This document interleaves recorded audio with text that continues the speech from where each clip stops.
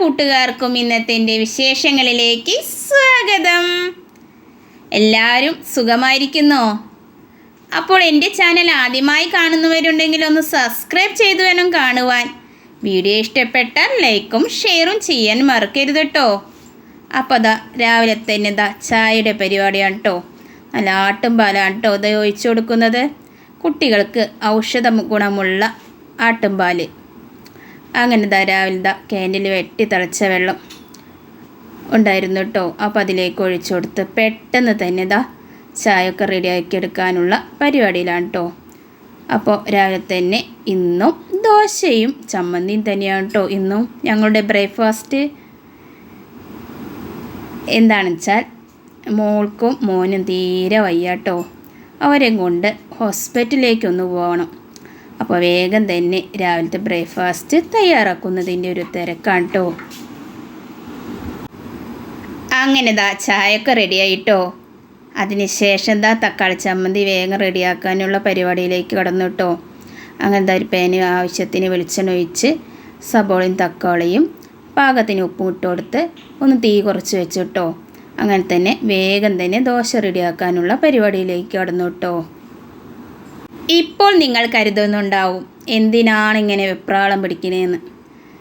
മക്കൾക്ക് തീരെ വയ്യ, അപ്പോൾ ഹോസ്പിറ്റലിലേക്കൊന്ന് പോകണം.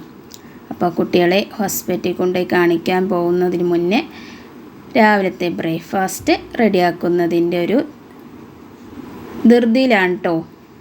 അതാണ് കേട്ടോ കാരണം. അങ്ങനെ തക്കാളി ചമ്മന്തി റെഡിയായിക്കൊണ്ടിരിക്കുകയാണ് കേട്ടോ. നിങ്ങൾ വിചാരിക്കുന്നുണ്ടാവും ഇന്നലെയും ദോശയും ചമ്മന്തിയും ഇന്നും ദോശയും ചമ്മന്തിയും.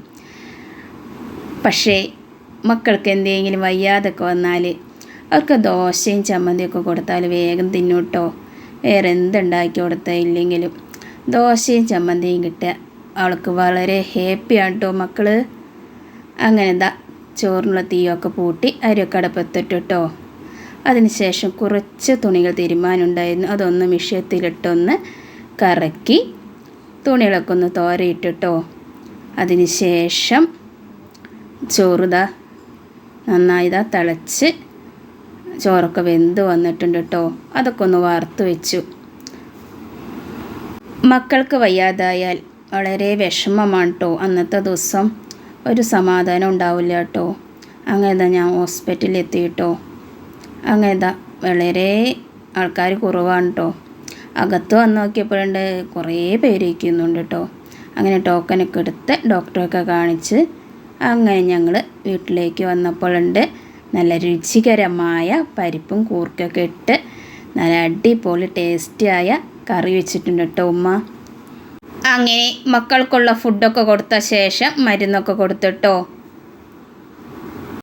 പരിപ്പും അതേപോലെ തന്നെ കൂർക്കയും ഇരുമ്പാമ്പുളിയൊക്കെ ഇട്ട് വെച്ച അടിപൊളി കറിയുടെ റെസിപ്പി വേണ്ടവർ ഒന്ന് കമൻറ്റ് ചെയ്യാനും മറക്കരുതേ. അപ്പോൾ എൻ്റെ വീഡിയോ ആദ്യമായി കാണുന്നവരുണ്ടെങ്കിൽ ഒന്ന് സബ്സ്ക്രൈബ് ചെയ്ത് വേണം കാണുവാൻ. വീഡിയോ ഇഷ്ടപ്പെട്ടാൽ ലൈക്കും ഷെയറും ചെയ്യാൻ മറക്കരുതേ. വീഡിയോയുടെ അഭിപ്രായങ്ങളും നിർദ്ദേശങ്ങളും കമൻറ്റ് ബോക്സിലിടണേ. ബൈ.